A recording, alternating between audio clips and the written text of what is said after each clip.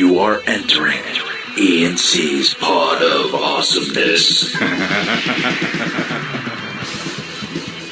So, Birdman, I hear, I hear you're on your phone. I hear you, this first thing I'm going to bring up, I'm going to throw it right there. I'm going to throw down your unprofessional card. Just go, right there in front of you already. You're ready, your gangly toes.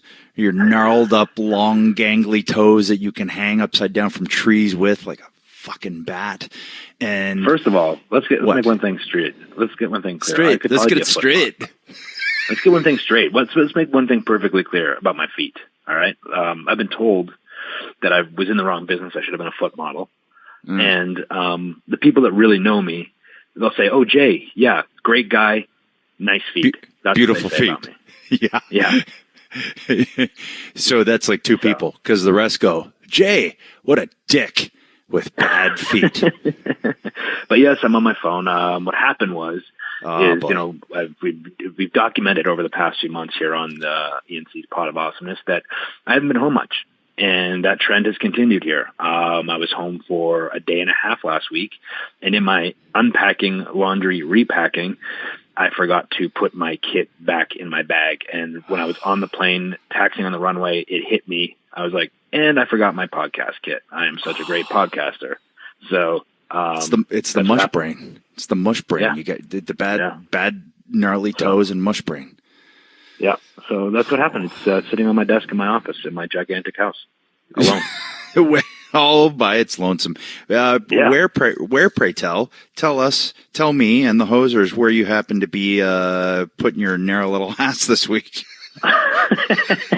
Yeah, I was. I'm up in Toronto right now. Actually, our hometown, brother.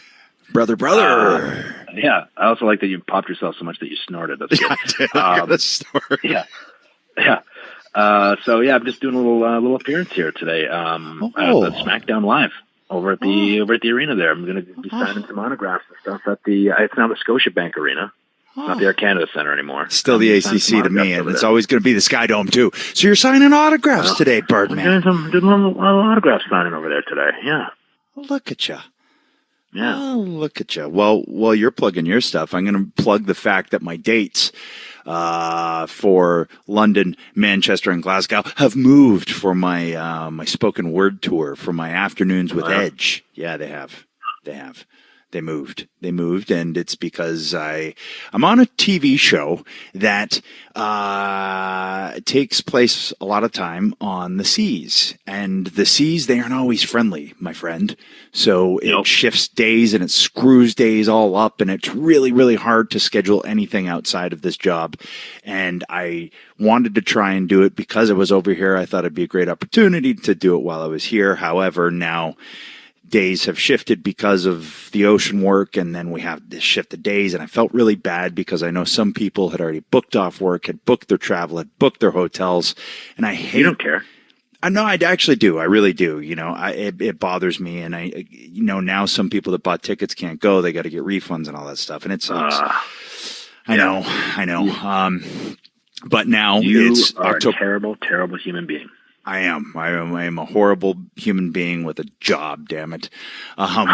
So now Manchester is October 8th, Glasgow is October 9th, and London is October 10th. And you can go on Inside the Ropes to their Twitter. It's at @inside_the ropes. The ropes, brother, to get your tickets and all that good stuff. And that's locked in. That is a definite. So. Yeah. No more shifting, no more changing. Yeah. Well, and come to Ireland too, Belfast, Dublin, all that good stuff. So yeah. Well, you're in Ireland now. You're in Ireland. So was that your Irish accent? No, it just comes out sometimes naturally when I speak about Ireland. Oh, okay. I just morph into it. Gotcha. Almost like snapping into a Slim Jim, but different. Oh. Yeah. Okay. Hey. Yeah. There you go. Yeah.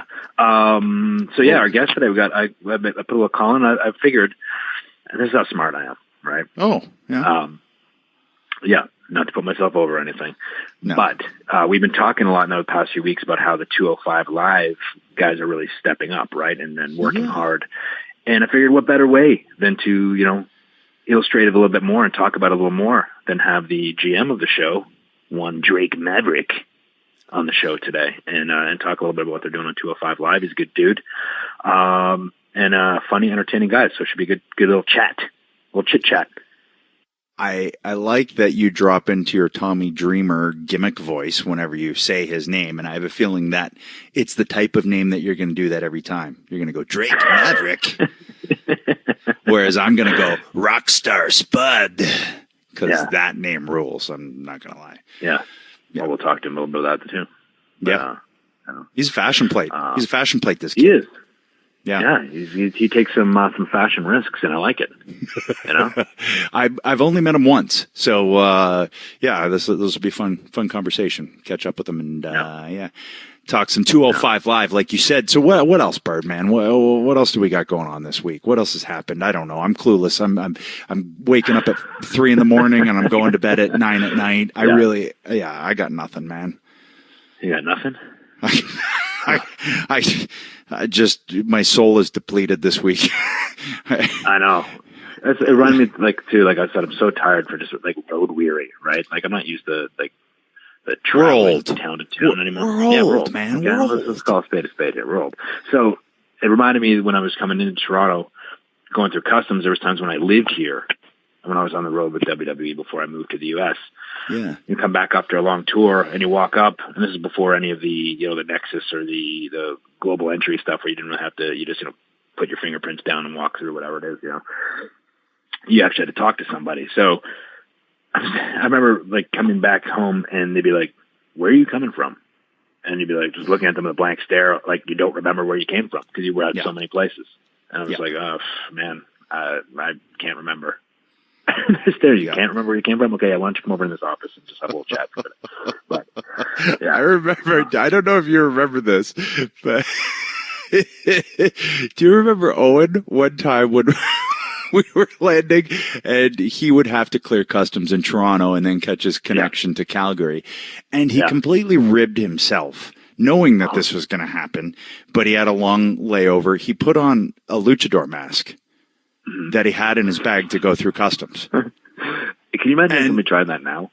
Oh, I know. This was, pre... It's a different time. Yeah. It was a different time, and it was completely harmless, and he did it so that we would have something to laugh about for the 2 days that we were off.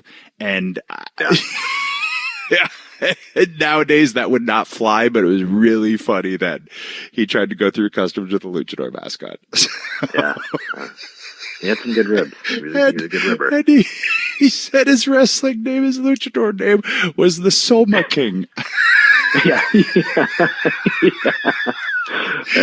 Oh my God. Yep. Do you remember the time he ribbed Val Venus at the Travel Lodge in Chicago? Yes, I do. Yeah, it was a good one too. Yeah. Are you going to talk about it? Yeah, I was going to tell the story. So we were all checking in. And I guess Owen had already checked in, and he was kind of just, I don't know, he had a tendency to hover or just linger in certain areas where he would overhear certain information. And so Val was checking in, and there was a fan standing there, and he was kind of asking Val and being a little bit pushy about an autograph. And Val's trying to check in. He's got all his bags, and and Val's like, "Can you just hold on for a second? Just give me 3 or 4 times. Can you hold on for a second?" So finally, Val turns and says, "Look, I don't want to sign your autograph. I'm just going to go up, drop my bags off. I'm going to come down, and I'm going to leave in a little bit to go eat. I'll sign it as soon as I come back down from dropping all my bags off." That seemed to satisfy the dude. So Val goes to his room. His hotel phone rings. He answers it. And it's Owen pretending to be the fan saying, "Yeah, you come back down to give me my autograph?" I was like, "Yeah, I said I'd be back down and stop calling my room." And so Owen continued to do this 3 or 4 times. And finally, last time he called and said, "Look, are you fucking coming down here or not? I'm at my wit's end. I've had enough." My wit's end. Went off. What's that? My wit's end. Yeah, no, but he was, he went off like he was mad at him. He was almost yelling at Val, like, "This is ridiculous. You said you were coming back down. You believe me waiting here. I've been waiting here for 4 minutes. What's your problem?" I think so. It's hard to challenge him to a fight. At which point, Val came tearing out of his room down to the lobby to find this guy, and the guy had already long gone. He'd left. And Owen was sitting in the corner with a magazine, just kind of watching his work, and Val's like, "Where is this guy?" He's screaming, "Let's around the lobby for this guy so he could tear a strip off with that." That was pretty funny. Well, he used to do it to Stu. Yeah. Who was the old timer that he would call up and pretend to be and get Stu all fired up? If you had wanted to, oh man, stretch it. If you had wanted to take me on, you should have told me. I forget who it was. Damn it. How about the fact that Owen ripped his own dad? His own dad, yeah, just for fun. No one was off limits. No one was off limits. No. No. Well, that restored my soul a little bit. I needed some good Owen laughs. Yeah. So there you go. Yeah. And there you go. And I'm just tired and I miss my kids. That's really what it boils down to. I'm sure you miss Isla. I'm sure you miss Denise. Well, Nini Sutsu there. That's the nature of the beast. I guess, think if I'm reading between the lines correctly, you're saying you miss me. How did you glean that from that? Because you went through everybody and you didn't say my name, which means you're obviously avoiding the one name that you missed, and that was me. Really? Well, I mean, I didn't say my mom. I didn't say any other, members of my family, which I miss. My dogs, I miss. Nelson Mandela, I miss. But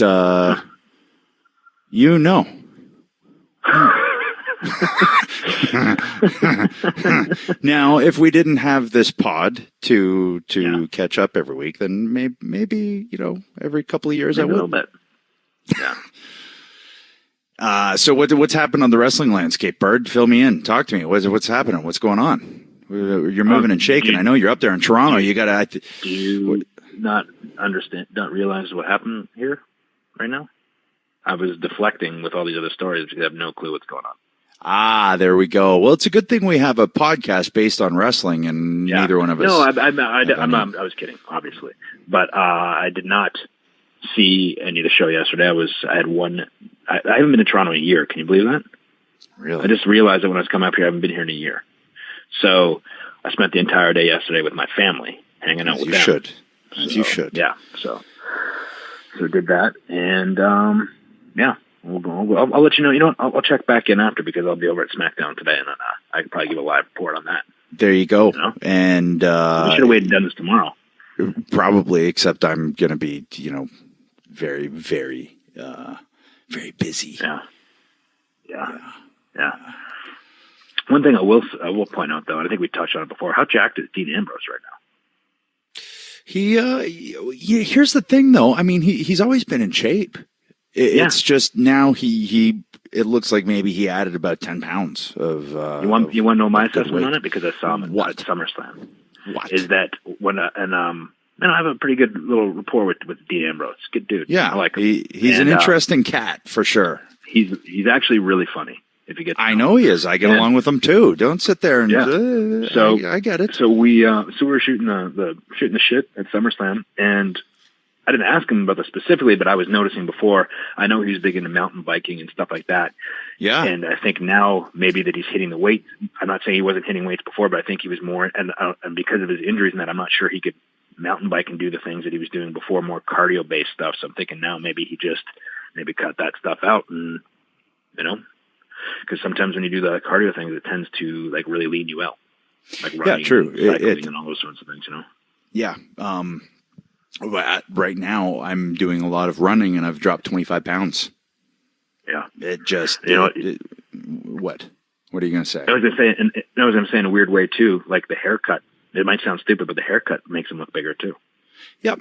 And this sounds stupid too, but the cut of the tank top, just all that stuff, and you haven't seen him for a while. And that is the perfect time when you're coming back from something like that. That is the perfect time to just kind of re-energize yourself, the audience, the company's viewpoint, all of those things. And, honestly, you can always tell when someone's just tired and sore.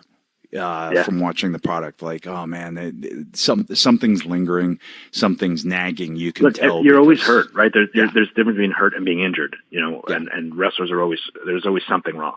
So you're always working around something, especially when you're on the road. And I remember having so many nagging things, and you're like, oh, okay, my shoulder's sore today, or my elbow's sore. So you're trying to work around that, right? Yeah. That's never going to, that stuff's never going to go away. That's just the nature of the beast, so to speak. Yep. Yeah. There's my addition to that. Yep. I had something else I was going to say this. Ooh. Speaking of that, I always just wanted to temper expectations, right? Keep them low at all times. Because if you come back super jacked, then you got to stay that way, right? So got to maintain. What I would do is you got to maintain it. Keep the expectations low. That was my philosophy. So what I would do is come back, just drop a t-shirt size, and you look bigger. Like, oh my God, this guy's big. No, it's just I'm wearing a small t-shirt. Rock the schmedium. Yeah. Yeah. TV large. Yeah, the TV large. Yeah, there you go. Yeah. Boom. Yeah. And well, there you have it. There you have it. So Bird, what do you think? Should we give old Drake Ski a call? Old Maverick Ski? The Maverick one, brother. There you go. Yeah. The Maverick one. Oh, by the way, really quickly, I got a tweet with us as the Golden Girls. Yeah, I saw that. It was pretty funny. That was pretty funny with Betty as Betty Phoenix, or Betty Phoenix as Betty White, and me as Dorothy, and you as, I think you were Blanche, and then Tommy was Gloria. She's about right. Tommy. We'll have to maybe do Tales from the Indies next week. I think it's maybe we should get Tommy. I saw Tommy at the Wizard World Chicago this past weekend. Had a lot of fun at his expense. You're everywhere. Oh, that's right. He sent me a picture of you with your face jammed in your phone. He has no room to talk. He was on his phone more than I do. Actually, the person that was at my booth with me looked over and she said, "Why was he always on you about your phone? He's been on his phone way more than you." And they pointed that out. So I'm just saying that. Tommy.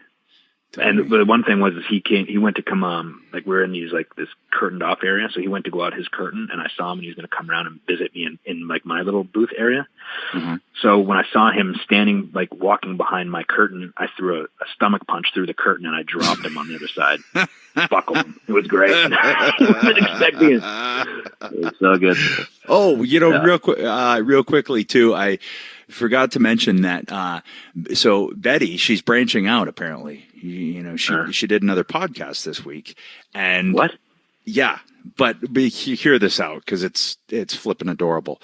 So there's this 8-year-old named Mackenzie, and a 10-year-old named I believe it's Molly, and they have a podcast called The Baby Faces of Wrestling, and it's these two girls that just love wrestling and they just kind of talk about stuff that involves, wrestling, and their dad's the moderator or whatever. And he had sent a tweet out to me and said, "Hey, could we get Edge? Could you help us get Beth Phoenix on this thing?" So I told Beth about it and she did the show this week and it's so cute. My gosh. It's so adorable. I mean, the one girl that Mackenzie, she's 8 and she goes, "So what's your favorite color?" And it was just, it was just so innocent and pure and cute and just two little girls that are trying something because they love wrestling, and it's flipping adorable. Yeah. So Beth was their first official guest. Flipping.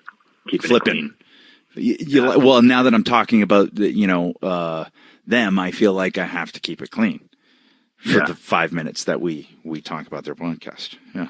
Yeah, at Wizard World, at the Comic-Con this past weekend, the guy came to me and said he was starting a podcast and asked if I had any tips. And I was like, dude, I have no fucking clue what I'm doing.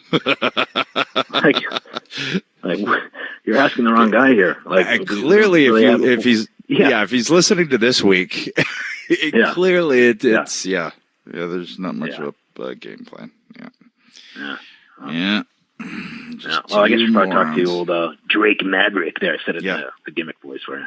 Yeah, there you go. All right, let's do it. Drake Maverick, brother. Here we go. Hello, success. Jesus, I think I've got the worst cell reception in Toronto, Canada. do apologise. Hello? Hello. Drake Maverick. How are we? Sorry, this has some weird naughty number that I should be phoning. Like it sounds like hello. 1-800. Yeah, Hello, Drake Maverick. That's how we've been saying your new character name before you've been on. That's what we've been with, Drake Maverick. Now that I hear it back, it's a little perverted sounding. Yeah, and you've made it sound way more sinister, whereas everybody else makes me sound like a rogue cop from a 1980s sitcom. But it's totally fine. Yeah. Oh, yeah. Well, so we made it sound sinister and kind of pervy. So we'll go. Fine. Pervy's good. Listen, I'm trapped in a hotel room with nothing to do. Like Pervy's completely fine. I mean, we all know what goes on in here. Yeah, that's the place to be pervy. Hey, yeah, my old lady's not here. I'm very lonely. It is what happens. Here's the funny thing. We're actually staying at the same hotel right now, but I'm such an unprofessional podcaster that I forgot my podcasting equipment because I was in such a rush when I left the house the other day that I'm calling in as well. So we're both calling into like guests on the phone, but we probably could be sitting in the room with headphones on, have a nice conversation. But no, I screwed it up. So yeah, I found that very strange because I was like, I'm sure James was in my hotel checking in, but is it the building? No, what? Okay. Well, yeah, maybe less. Sucks. Maybe came in for a one-nighter. It's fine. He just sucks. Yeah. Sorry, man, I screwed it up. But it's okay. It's okay. We're all here now. Look at it. Look at us. Yeah. Look at us. Modern technology. Also, we're all here. Also, I don't want to throw out too many spoiler alerts here, but you did a little something for the Edge and Christian show for this upcoming season. So we appreciate you doing that. Hope you had fun doing a little deal there. As I said, I appreciate any opportunity to be a complete psychopath on camera. Well. Whereas, because on camera now, I'm the most serious human being I've ever been in my life. That's off camera or on camera. I have no idea what I'm doing, and all I know is how to throw my own face in cake. That's all I know how to do. So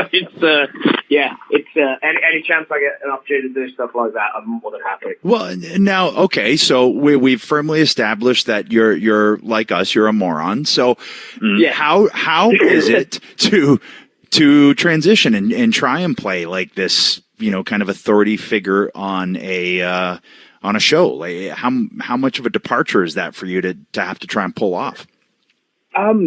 It's a big departure because if anybody knows me, I'm just a walking rib, and I just want everybody to just have fun and smile. And like when it comes to the job, I'm completely like when it's not cutting time, I am 100% serious, all in. I love this business. This is everything I've ever wanted to do. So when it comes to business time, I'm all in. But like when it comes to the rest of the day, where some people will sit around and have their head in their hands, like, oh, why am I not getting this? Well, you know how it gets on some people. I just want people to just, everybody's hurting, everybody's got a long day. The least we can do is make some smiles, So it's, I just try and, cheer people up with what I do. And that includes on screen with the audience. That's all I was used to doing because I loved Bobby Heenan coming down the aisle at WrestleMania 9 backwards on a camel.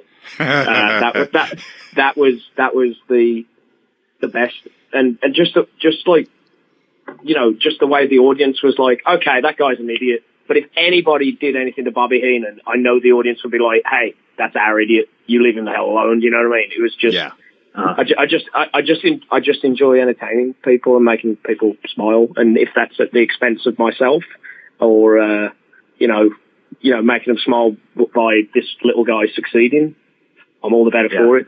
But the role now, they've had to wind me back in a little because I like jumping out to be entertaining, but they're like, whoa, hang on, not yet. Oh, not yet. So I'm on a fishing rod at the moment. It feels like not yet, like they're winding me in a little, but it's been very interesting, and it's also for longevity as well. I know it's for my own good, so it's a fun experience, and again, it's another part of the job to learn. the more strings to your bow, as they say, the longer career. So yeah, I'm more than happy in the role I'm doing, and just elevating the other lads as well, being able to be a catalyst to put over other people. Like, it's very rewarding. Very rewarding. Well, and it's always good to have them have to pull you back instead of push you to take more risks. You know what I mean? I've always looked at it that way.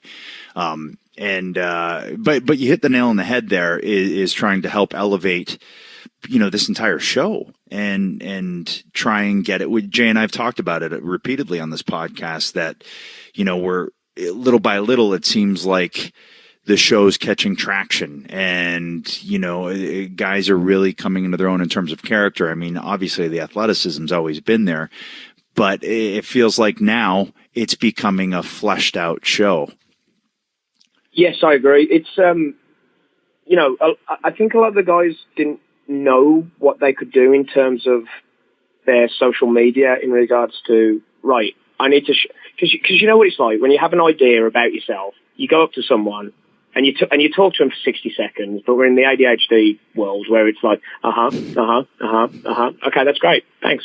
But you can't visually see it. If you go out and create something and give it to someone, and then for 30 seconds you can just grab it, okay, it's dead on 30 seconds, and you can look at it and you can see what someone's character is or see what they're about or anything like that. That's what I really enjoy that the guys have done, because, when I came into the role, all I thought of was like, right, I'm going to make this audience believe I am the 205 Live general manager, to the point when extra talent or some new members of staff come in, some of them do think I'm actually of some importance when I'm absolutely bottom of the barrel scraping the toilets. But it's so I used to get handed formats by a young lad by putting my hand out, and he just didn't know any different because I was the 205 Live general manager. I put him straight in the trash, and I just smile at people like, "Why did he give me that?" Like, he's quit now.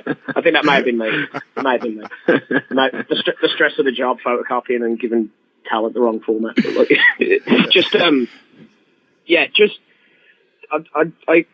I just kind of like tried to sell to the audience, the guys, because, if I'm the general manager, I've got to, like, if I was a manager of a bank where I used to work in a bank, so if I'm the manager of a bank, I need to, I got to project to the audience that, this guy's the best, this guy's the best, this guy's great, this guy's got this unique talent, this guy's brilliant, this guy's that.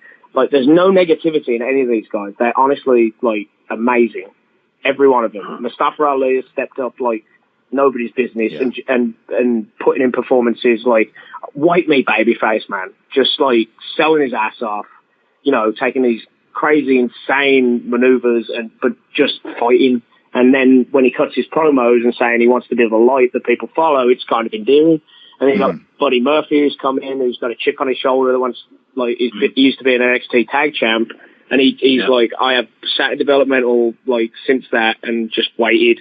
So he just wants to come in and kick ass, and he's in every match, I'd say, that people are raving about. Like, you'll usually find Buddy in. Like, Cedric is the champion, cornerstone of the division. He's just like, putting in performances like no other.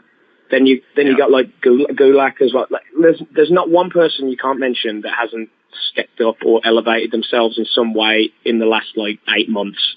And like, I think too that it's important, and it seems like that a lot of the talent has. I mean, like Adam had touched on earlier, the athleticism's always been there, right? These guys are incredible athletes and incredible wrestlers. But that, sometimes that's not enough to have that connection with the audience. You need something more. I think you bring that as well with the verbal skills and the character and all those sorts of things. But I think it seems as they go along here, and like I said, as this show is building and gaining traction, they're also grabbing that as well. Like, hey, there's more than just the in-ring part. It has to be an overall package that will have that connection with the audience that will end up now make what they have already done so good in the ring mean that much more, right?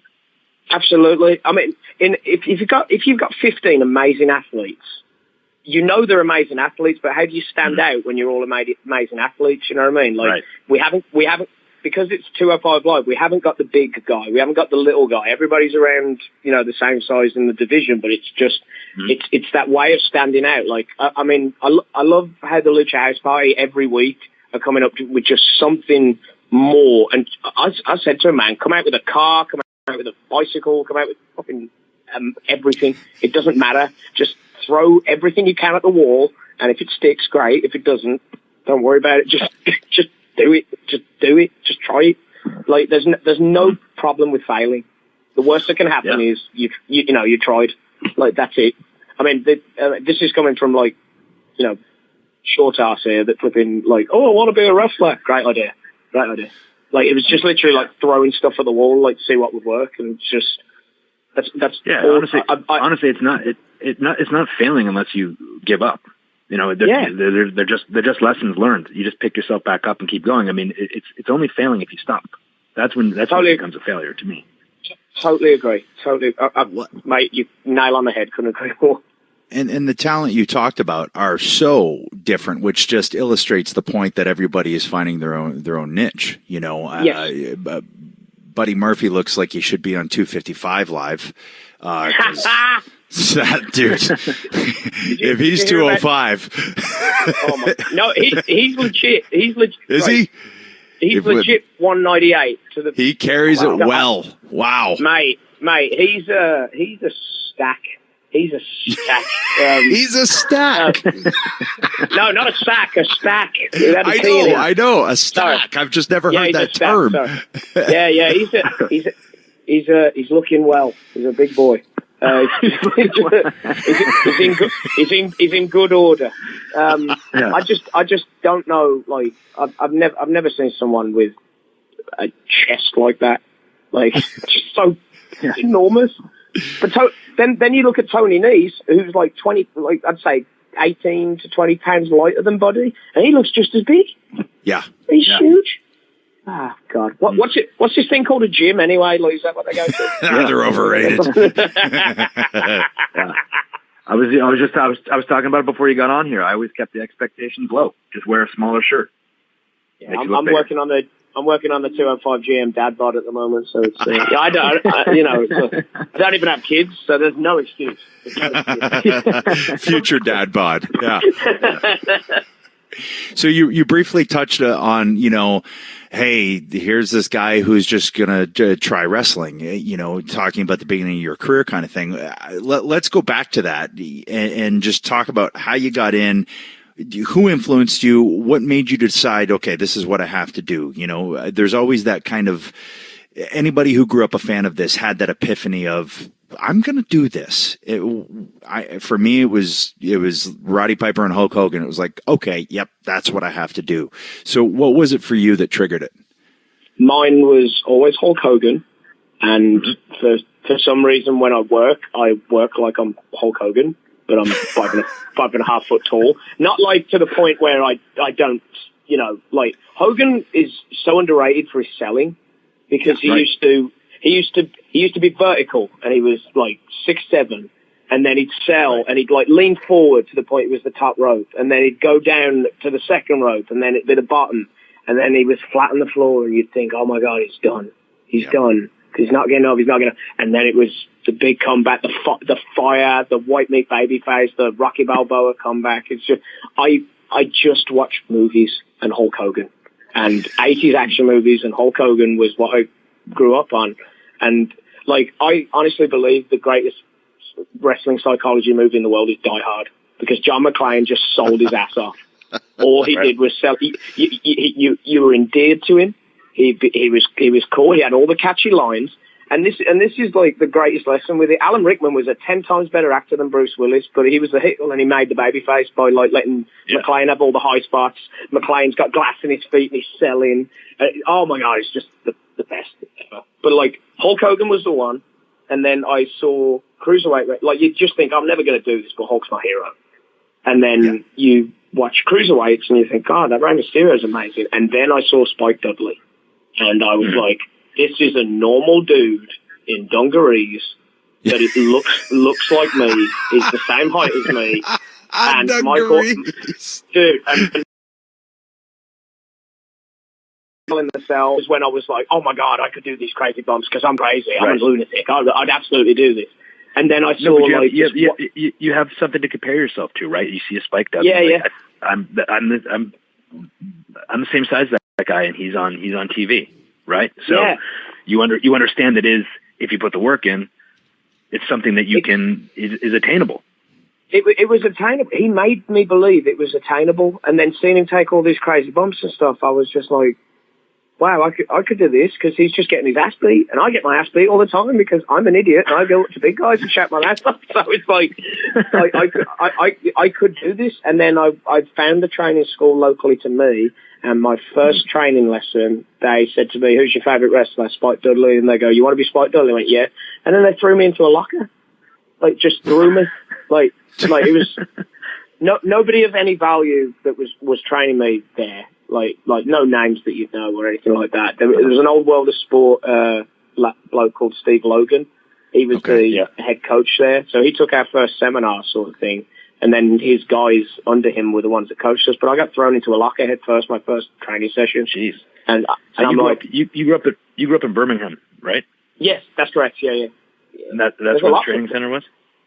Yes, it was. There's a lot from Birmingham now. It's like Pete Dunne, Tyler Bate, Trent Seven. All us West Midland boys were all... Birmingham's a tough town. It always has been. It's a bit rough. It's a bit rough. It's not the funnest to walk around at night at, but, not fun. So you get thrown in a locker. There's day one. And now, was it because you said Spike Dudley was your guy, or is it just they wanted to throw you in a locker? I think that... You just don't know. I mean, they weren't like veterans where they were like teaching me a lesson or anything like that, or seeing if they'll get back up or anything. I think it was just that they didn't know what they were doing, and they were probably into the same stuff we were, and like that was all I remember from my first day is getting thrown into that locker and then getting back up, and just like it was just a lesson to me. It's like, okay, if I'm going to do this, I'm going to be taking some knocks, and like everybody's hurt, man. Like everybody can complain about like, oh, I've got a bad knee, I've got this, but everybody's hurt. It's just everyone handles it differently. Some people vent louder and stuff. It's just, you got to get used to all that physicality really early. So. Yeah, and to the point of the guys that threw you in the locker, I've always said it's the people that never made it that are always the angriest, and the actual like. The people who truly attain something, that bitterness is gone because they got there and they did it. And so I've always said there's a lot of wrestling trainers out there that are very bitter, and that's a dangerous combination. But so and to just speak on Spike Dudley real quickly too, because we haven't got a chance to really talk about Spike a whole lot, and Spike was hugely instrumental in a massive storyline in our careers. And Spike, man, such a good dude. He's a beast in there in terms of, he can work, obviously sell his ass off, bump his ass off, was wide open for everything, and always just a real pleasure and a joy to work with. Yeah. Honestly, probably one of the toughest guys I've ever been in the ring with. For sure. For absolute positive. Yeah. It's, just watching him, like, there was just a realness about when he got bumped and when he took a shot, if you know what I mean. It was just a realness to it. And he probably was just in the most amount of pain of anybody of all, but it's just, there was a realness to what he did, but there was sympathy there as well.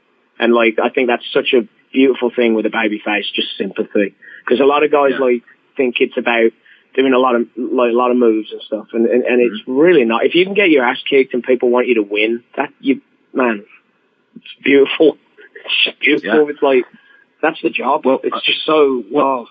I think sometimes too there's a tendency to speed up and go fast, especially when you're on a comeback, right? Like people think, oh, this is my time. I gotta speed up, and kind of a lost art. And Spike did this like to a T. He did it really well. You can still sell while you're on offense. You can still sell while you're blowing your quote unquote comeback. You can still sell, and that still garners you sympathy as you're gaining momentum. It allows for bigger dips and better reactions in your matches. If you let the fans in like that, like we talked about before, that connection, something they can grab onto and care about you as a wrestler and a character. He did that really well.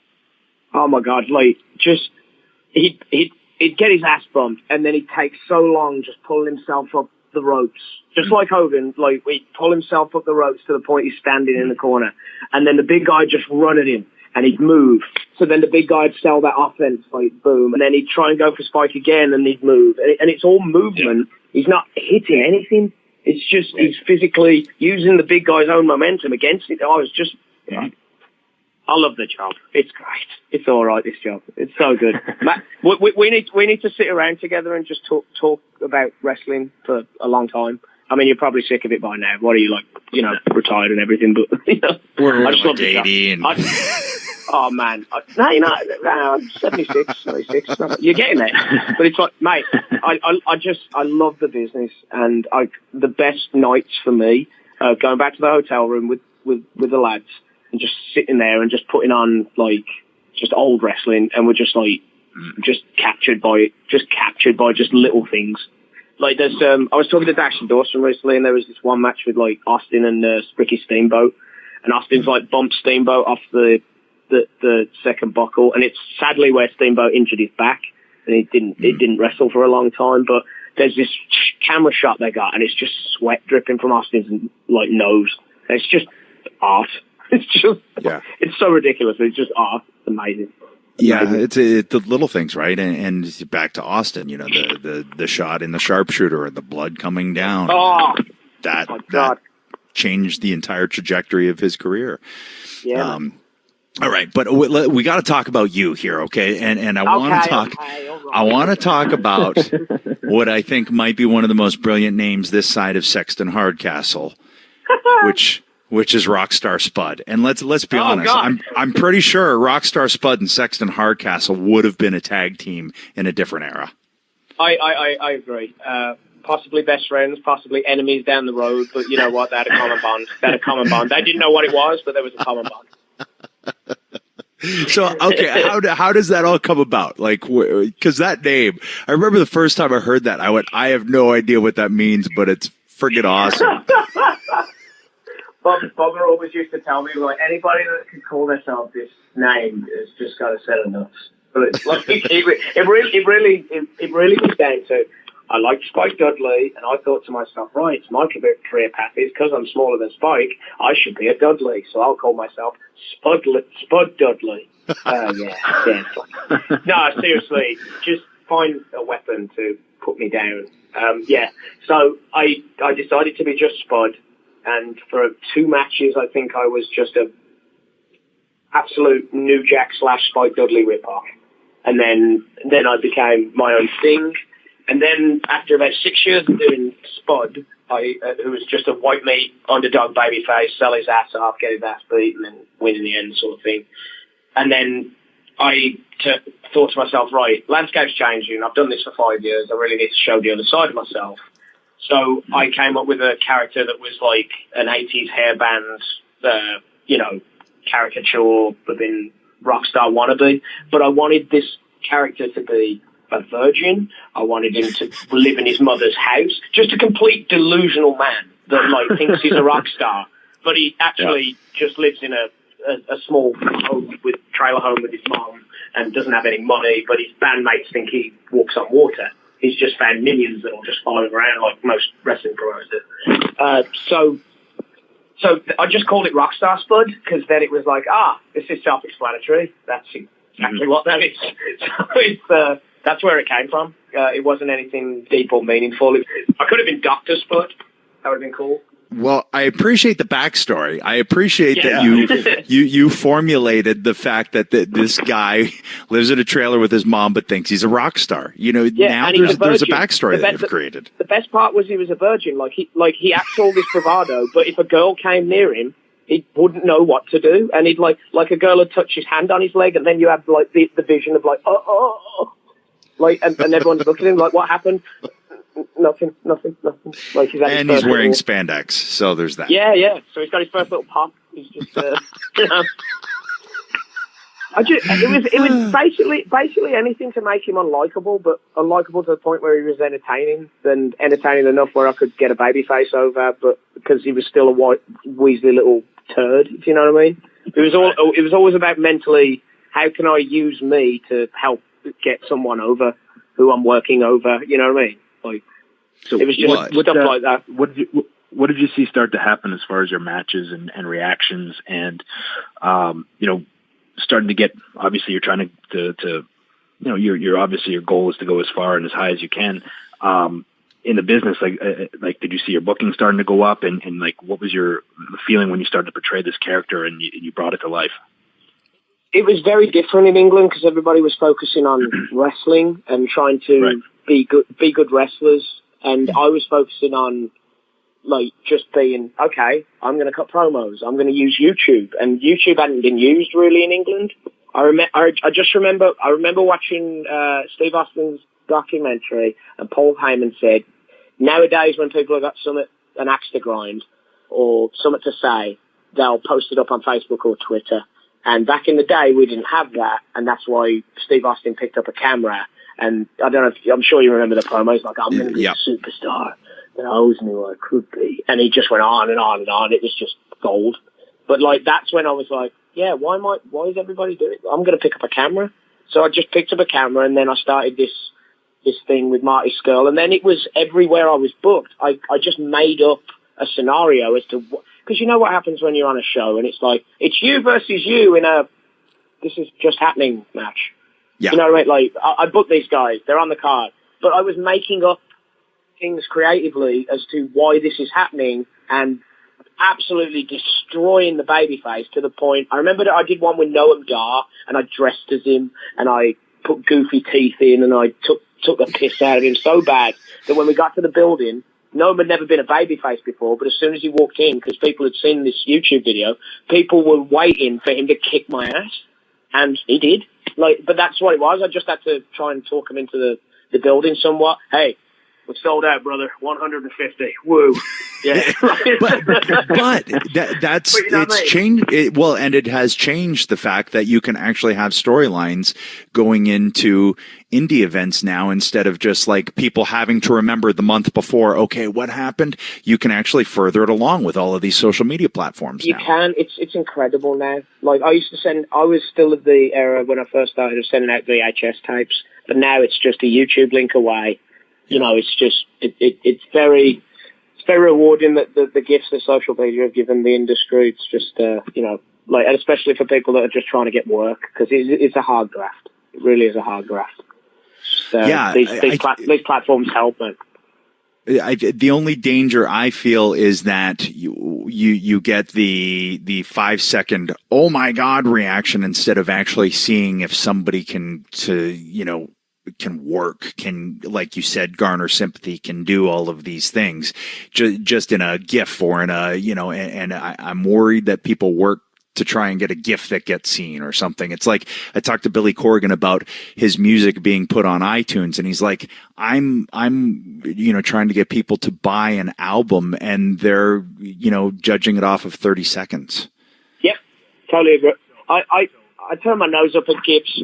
I kind of like look at GIFs and I'm like, does it always involve someone falling from a great height and landing on the face? It's a shame, because like, and a lot of the time it's like some people who, one of these GIFs will catch fire, and this person can actually work, but that's all they're remembered for, and it's a bit of a shame. So anyway, I digress. But so Rockstar Spud is born. He's a virgin, and he's now taking the British wrestling world by storm with his virginity. What happens from there?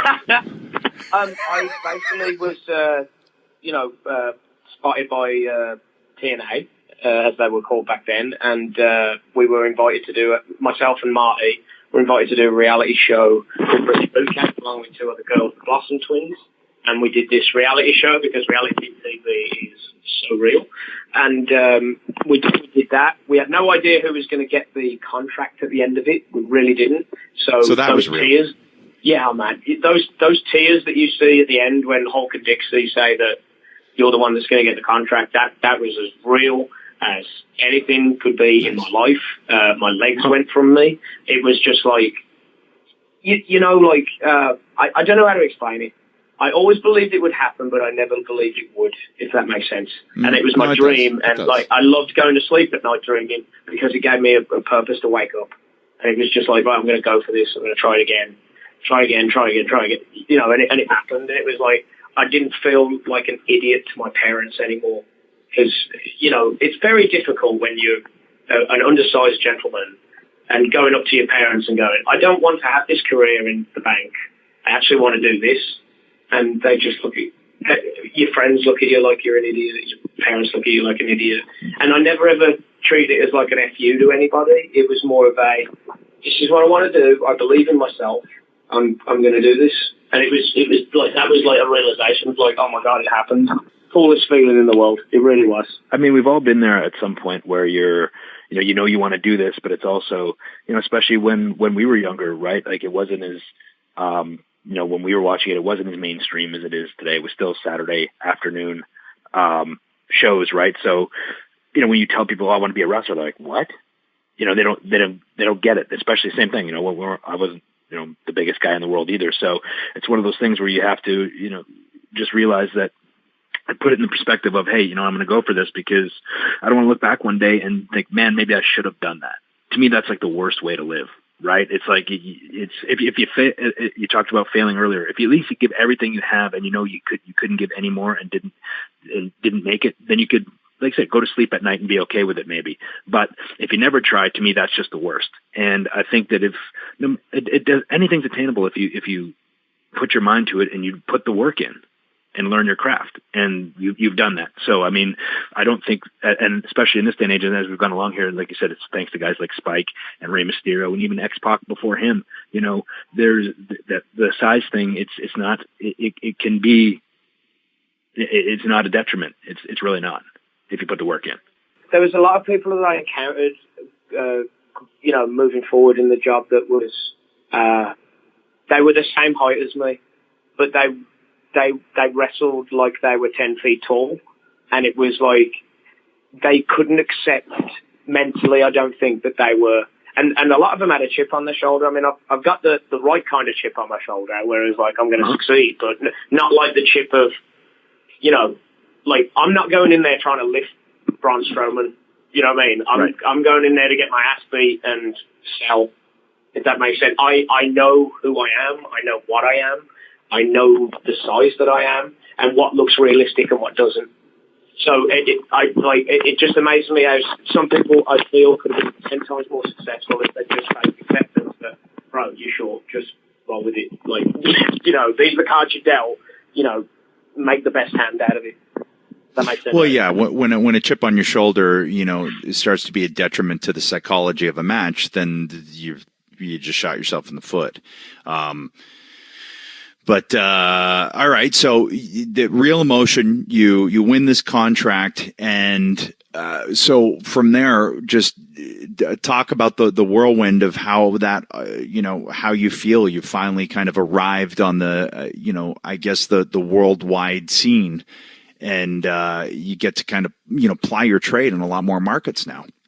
Yes, the weirdest thing was the first time I ever moved out was because of this business, and I was 30 years old, and I moved to Louisville, Kentucky to get to OVW, because at the time they were TNA's developmental territory, and the reality was that the British scene was growing. It was starting to bubble. Like we were selling buildings out, and there was all this big commotion around British Boot Camp because it was such a big thing in England as a wrestling reality show. And then I got to Louisville, Kentucky, and then it was an armory, 20 people, and it was like a crash back down to earth. Like, okay, and then listening to Rip Rogers, listening to Al Snow, just listening, Danny Davis, just listening, and Rip Rogers is a genius, absolute genius, psychopath, but an absolute genius. Yes. just the way the first day there, I got there, and like Al goes to me like, okay, get in the ring. Okay. All right, do an hour. What? You what? What? An hour? Here we go. So we lock up straight away. Stop! Get out of my fucking ring. What? I didn't know that was a PG show. Get out of my ring. And Rick goes, you locked up within a minute. You didn't sell the moment. You didn't sell the moment. You didn't make it a moment. You didn't make this lockup mean anything. Watch. And then I had to sit at the front and watch one of his boys go an hour, and it was just, the pace was slow, obviously, but it made a lockup mean something. Every little thing, like, meant something. And not to throw away your punches, and not to throw away your moves, and not to whip someone off the rope. self-explanatory stuff that you don't think about when you're in there, when you just, I'm doing this on the fly, but you don't think that, if you're a babyface and you hit all these amazing moves and you come back and we've been waiting for this the whole match and they hit all these moves and then 1, 2 and the heel kicks out, well, who's really the tough guy? It's the heel. So, Rick was just so good at, dissecting that bit by bit by bit. And it's why sometimes I get, I love the wrestling audience, but when I hear This Is Awesome, I kind of feel like, you like both of us. You don't love one and want him to win, and you don't hate one and want him to lose. It's like, thank you for this great exhibition. This is awesome. But it's I miss love and hate.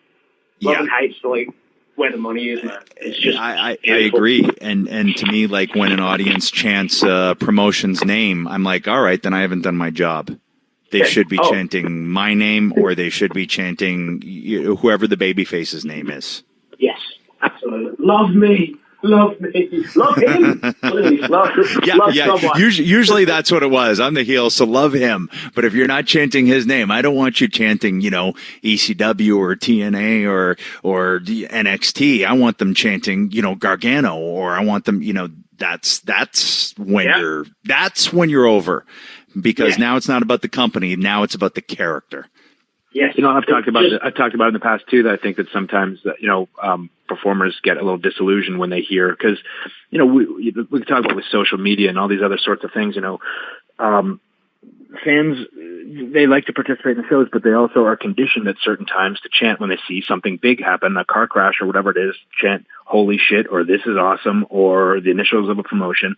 And when those big things happen, it's like, it's our time to react. They're conditioned to do it when they see those things. It doesn't necessarily mean that. I think that some performers get a little disillusioned, like, they're making noise, that means I'm over. It doesn't necessarily mean that.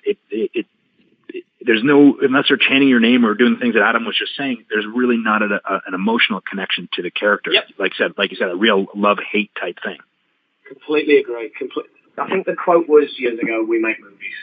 And I've never seen a good movie where there hasn't been an obstacle for this character to overcome, that you follow them through this journey of a film. And if it isn't in there, it's usually a pretty shitty movie.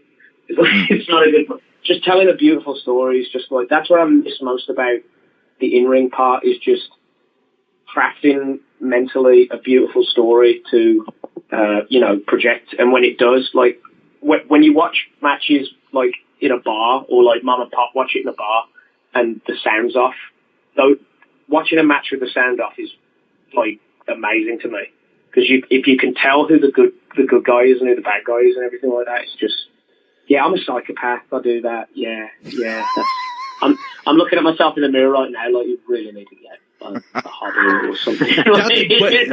But it's a very good point. If you can watch it without the sound on and differentiate who, that's the bad guy and that's the good guy, that's a good way to see if you're doing it right. I can't say I've ever done it before, but that's a really good way to glean if someone, is actually being a heel or not. Guy locks up with another one. Babyface takes the guy into the corner, but then stands there ready to initiate competition again. But then the guy that's in the corner moves out of the way, and you're watching it, and you're like, this guy's the strongest, I want to be him. Or this guy's invading him, I don't want to be him. It's just little, I don't know, that's just an example. What I've watched. Who is it that's wrestling their phone right now? Is that you, Jay, or is that you, Spud? No, it's not me. I think he's getting ready to leave. No, not at all. No, not yet. I'm sitting down. It might be the headphones. I'm just rustling around. I have not been, messing about. So I'm just in a bed in a hotel. Yeah. I figured it was Jay. Jay goes rogue in hotels. Yeah, he always does. I'm out in the halls knocking on all the doors, seeing if I can find what room he's in. I'm actually interested in where he is. I'm going to walk around and be like, what room's he in? So you make it over to the U.S. When do you kind of get the call up from the developmental and start on TNA TV? And what was that experience like? It was a bit right. Okay, so they called me up after about a year, and then I'm all prepared to be a wrestler because I've been selling like Ricky Morton down in Louisville, Kentucky, and and we're going to fight him. We're going to fight him. You're going to hit that baby face, and you're going to duck one, love it there. God, I love Ricky Morton. So then it was the call up, and John Gaboric spoke to me on the phone. He goes, right, we want you to be Dixie Carter's assistant. Number one, I'm thinking, well, this is fantastic. She's the boss. Awesome. Beautiful chance to get to know the boss. Carney. Number two, it was, I can knock this out of the park. And he's like, you can? I'm like, yeah, I'll see you Tuesday. I just knew what I was going to be straight away because I used to work in banks, as I said, and I have been around company suck-ups my entire life. And just calling this obnoxious boss madam like she's the queen, and just being attentive to her nephew EC3, just being the butler basically, but the general. The cake would always fall on his face, and it was just perfect. Like he'd try and save it, and then trip over the rope. He'd turn up ringside in a cast, and Jeff Hardy standing on the apron, and he'd get up while the referee's back's turned to trip him, and then sit back in the chair. It's a miracle. Like just carny little Bobby Weasley Heenan. wrestler. Yeah, just carny little Weasley wrestler stuff, and just. I had a wonderful time, and it garnered me a lot of sympathy because how we organically did it was EC3 was going to be the star, Dixie was obviously the boss, but it was I was best friends with EC3. He wasn't necessarily best friends with me because he's a Carter. you know what I mean? So everybody saw this sympathetic story building, and it wasn't intentional. We just kind of went rogue, did it ourselves under the radar sort of thing. It was just happening. We figured out our dynamics of who he was, who I was, and then just let it pan out. And every opportunity we got, I'd put my arm around him and he'd just look at me instead of embracing me back and stuff like that. Just little things. Just for in case they wanted to do something down the road. It was just one of them things. And but the Dixie thing, Bubba putting her through a table, me faint. I was the last line of defence. I saved her from all the ECW guys. She's not going through the table, turn around in the whole locker room, standing there, look at her, and then just faint. So she's going through the table. It was just fun stuff like that. Just any way I could make myself look an idiot to entertain the audience, I am absolutely all for it. And kudos to you for recognizing the opportunity too. I don't really want to be this this lackey or whatever it is that whatever it was you're portraying. I really want to be a wrestler. I want to get in it. These are all things that you can. You take the opportunity and you make the most of it and do the best of it, and other opportunities open up because of those. Yes, absolutely. And it's like you've got to just, okay, this is what I have. Again, back to the cards being dealt. This is what I have. I can either mope about it or I can shove it up their ass and go, look what I've just made. Like, remember this stupid gimmick with bunny ears I've just made? Now I'm the most over bunny on this show. Like, it's just whatever you get given, it's an opportunity, and you're on the show. Like, don't disrespect that because there's hundreds and thousands of people that would beg to be on the show. You're on the show. You have an opportunity. You just need to maximize what you do with this opportunity, and if you can't, we'll get somebody else. That's what happens. It really is the reality. Well, and by doing that and having that mentality, then the door did open. In terms of, X Division and having, a series of matches where you're getting now the chance outside of character and actually show what you can do too. It was crazy because I was wrestling Kurt, I was wrestling Jeff, I was wrestling Matt, I went through 18 tables in a month thanks to Bully because we did live events as well. Because we paid, that was the thing, we paid off every week because the lads are all bumping. And I get it. So I said, why don't I'm the manager of EC3. Why don't the table bump be me every night? You don't have to sacrifice the lads. They've got to get up and work tomorrow. But the biggest pop of the evening is going to be that table. So it was me every time, and I had no problem taking it. And that's what I loved about Bubba because he kind of mentored me in a way, but in the way Bully does. He does it his way. Oh God, that man. It just made my life hell and heaven at the same time. But there was no bigger of a rush than making myself so annoying and whiny and doing dastardly things that when I went through that table, that audience went home happy. That was it. It was cool. And then as you say, from that, I got to main event Wembley Arena against EC3, and like that was as a kid growing up in England, main event in Wembley, dude. Well, boom, like it's the best thing ever, the best feeling ever. And like there was only like 4 bumps in the match, and we went like 20 minutes. We just told a story, and we planned it that day, and it was just that was what my favourite takeaway from. There was no physical, there was no harm and physicality. He had a torn bicep and wrestled that match. And the only reason he'd do it is because he trusted me, because I'd sell. And that was it. Like, he could do whatever, and I'd just sell my ass off for him. Like, Mike's my best friend, and he's just an absolute stud. Just burn through pain and just keep going. Keep going. So how good does it feel? Or actually, you tell me, does it feel that day when, I'm main eventing Wembley and here I am. Does it feel like a vindication? Does it feel like, okay, this is just the next step on my path? How do you feel that day before and after? It was weird because my mum and dad were there, and I knew I was getting colour because of this story we wanted to paint, and paint the town red means green, and just the story we wanted to tell. I knew it was going to be really, really good, but it was just like I was so focused on. I knew Mike would play, like EC3 would play his part. The thing I was most focused on is what the company wanted out of this. They wanted him to look like a world champion coming out of this with the most amount of heat possible, and it was like okay, but EC3 also was like, well, his mentality is yes, but I've got a babyface here who's really rolling, and I'm going to get him over. So we were both working for each other, and it was just a case of like that story there. The vindication walking backstage, like I think that was my first round of applause. Besides when I wrestled ODB and she stripped me bare, thank you. But that was my first round of applause for good work.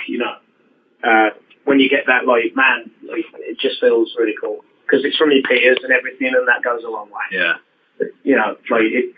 it's just nice. And that's what I love about the industry as well, is what people don't see. So, how does leaving TNA and then signing with WWE all come about? That came about, as time went on, the company was going through some monetary issues, let's say. So my contract was a little steep at the time for it to be afforded, but it was around the same time that my work visa was coming up and I was back in England. But when I finally got back to the US, that was when it was kind of said to me, like, look, we got to lower your money, or we got to restructure your deal, or we can't do business together anymore. And I was like, I really worked hard to get to this point monetarily. I really did. Sure. And I felt like I was worth it to the company.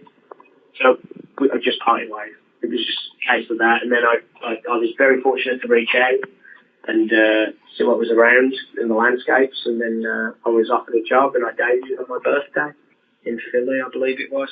Just so weird. Like, they were wishing me happy birthday as soon as I walked in. Everybody was just like, who debuts for WWE on their birthday? Like, what is that? Like, that's kind of cool. Wow. Yeah, who does that? And then you got Brian, who I've known for years. He's like going, Drake Maverick? I'm like, yeah, that's the name they've given me. And he's like, and he just started uncontrollably laughing. You know what a ham is. So he's just laughing and laughing. He's like, bro, this name is ridiculous. I'm like, I know. Oh God, I hate you. But then he's like, but I don't know if I'm going to remember it when I get out there. So if I say the wrong name, what? And I'm like, what is going on? So if you ever watch it, there's a sly smile from Brian as he says, Drake Maverick, and I'm like looking at him like, oh, thank God.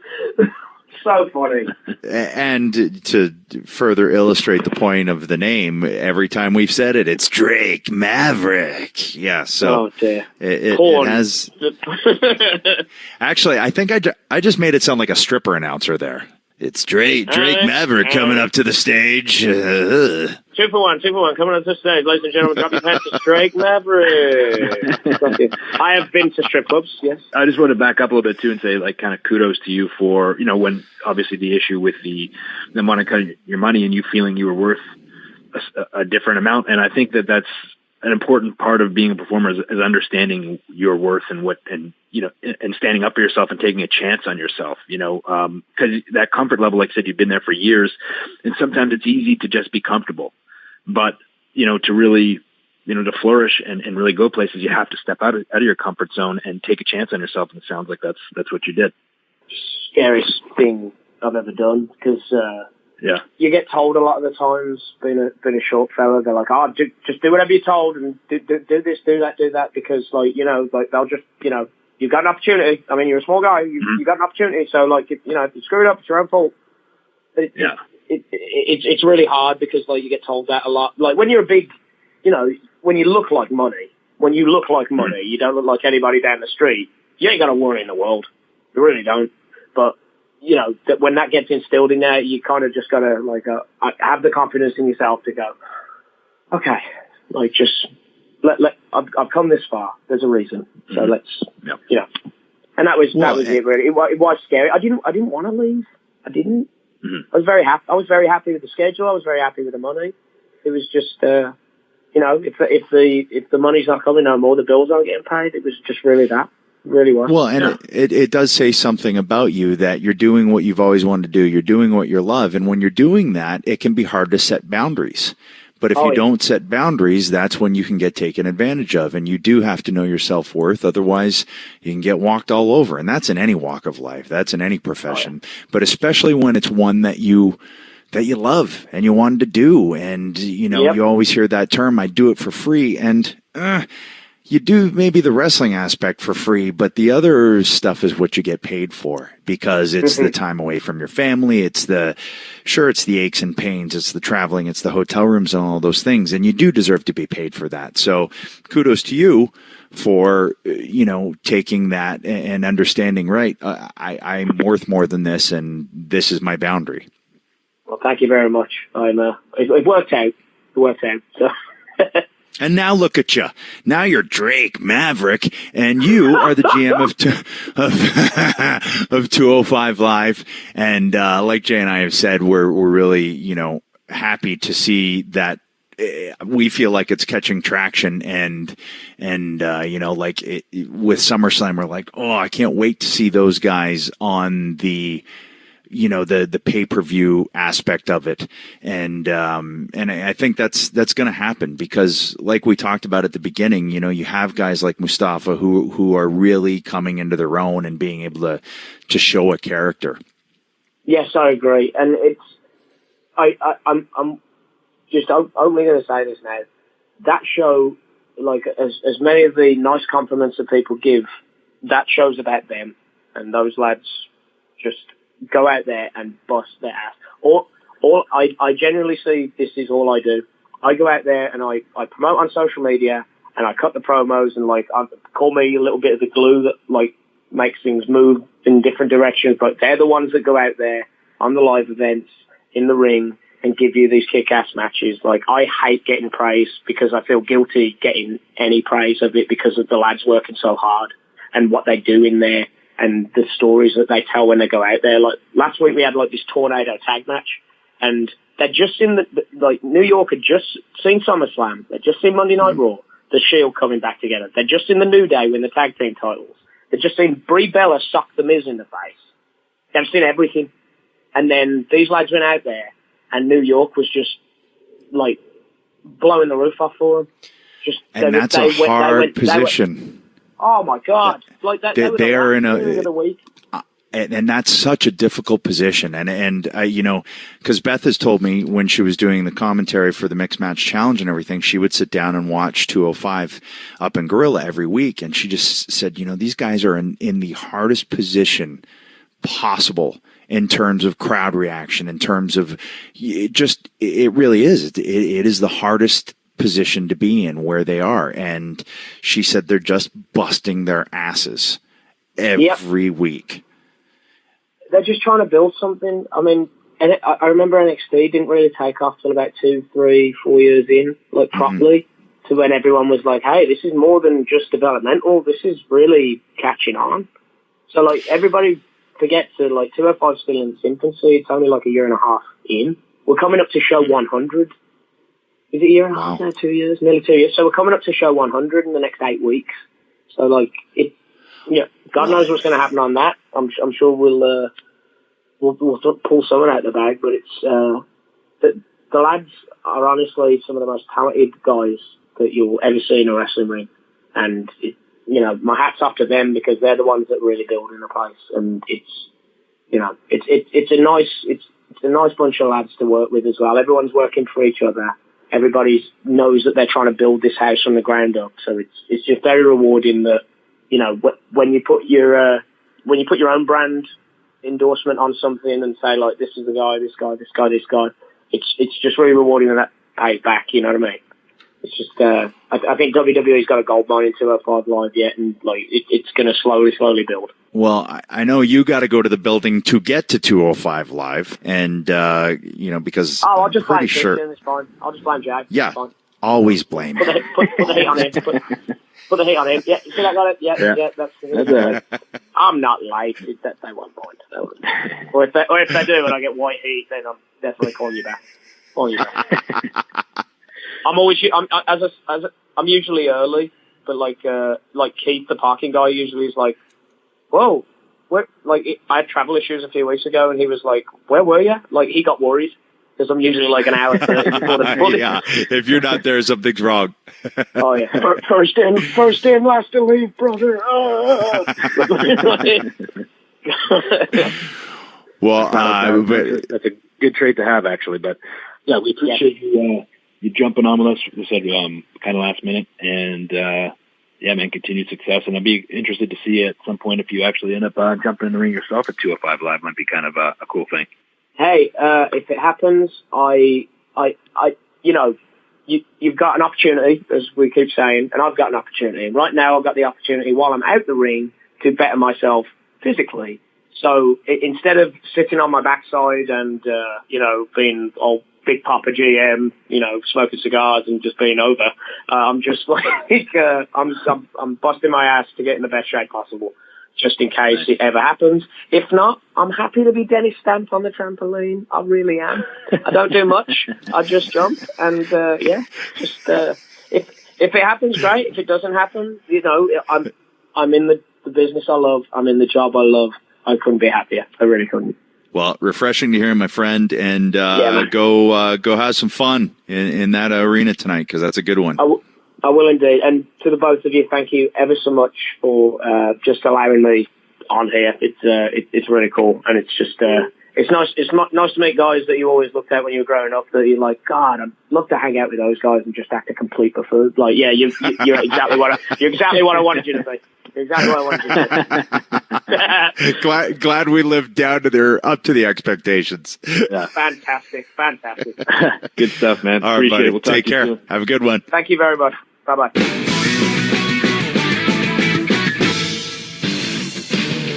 Yeah, so that was a good chat. Refreshing take, refreshing outlook, and just a really positive guy, which is always nice to hear, because sometimes it can be said that with the grind, with the schedule, with the this, the that, and he talked about it, you can always see the people that are over there sitting there griping about, the woes that they have.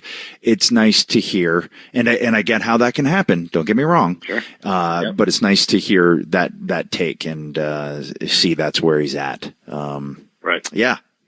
Hey, and real briefly, I want to talk about how, we said about 205 Live and how it's, finding its legs and all of these things. I also think there was a bit of a growth curve, for lack of a better term, after the Cruiserweight Classic, because the Cruiserweight Classic took place in Full Sail with a very knowledgeable audience, the same audience. Yeah.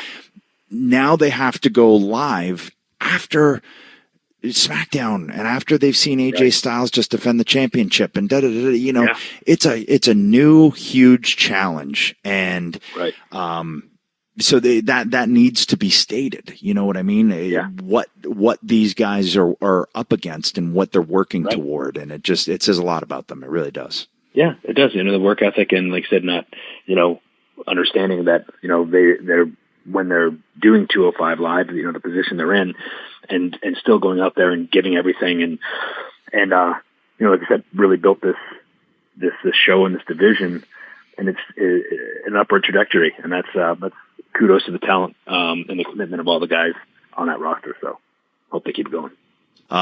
Speaking of, something, actually, I guess it doesn't really, it's not a speaking of, because, this is brand new. It's not like 205 Live that's been around for a year and a half. Our good buddy, Kurt Hawkins, and our somewhat friend, Jack Ryder. Yeah. Who will never, ever be on this podcast, have started their own podcast. Yeah. What is it called? The Major Wrestling Action Figure Podcast or something? Major Wrestling Figure Podcast. Oh, okay. Yeah, I knew it was something stupid like that. But yeah. I'm a little offended they haven't asked us to be on as a guest yet. Well, it was the first episode, and two, right. I actually did the intro for the first episode, so technically I have been asked. Oh, you did? Yeah.